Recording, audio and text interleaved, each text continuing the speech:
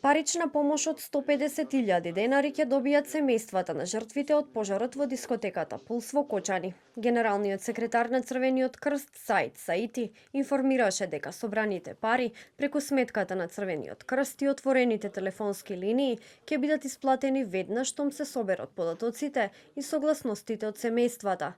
Останатиот дел од парите кои ќе бидат собрани во Црвениот крст, Саити најави дека ќе бидат распоредени по друга методологија, имајќи ги предвид, како што рече, потребите на семејствата на лицата кои се лекуваат во и надвор од државава. Викендов успеа преку своите активности, општинските организации наши, да ги собереме податоците за починатите. И тие податоци се пристигнати денеска и тука се кај нас.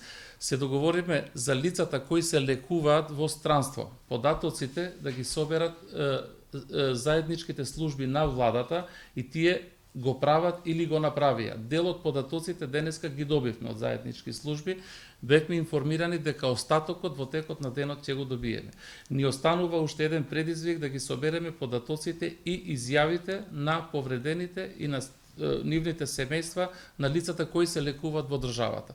Покрај донациите кои се собираат преку Црвениот крст, деновиве започнаа и граѓански иницијативи кои собираат средства за настраданите во пожарот преку креирање на веб страни и фондови за донации.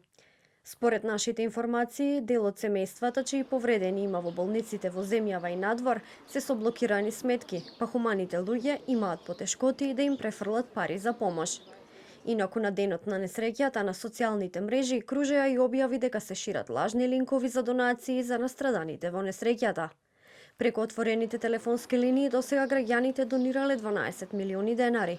Останатите пари се собрани преку донации на жиросметка на Црвениот крст од граѓани, компании, локални самоуправи и државни институции. Дел од компаниите со кои што комунициравме сметаат дека потребно е владата во овој случај да се откаже од персоналниот данок кој изнесува 10% и се уплеќа на секоја донација, односно во случај кога компанијата уплеќа на физичко лице.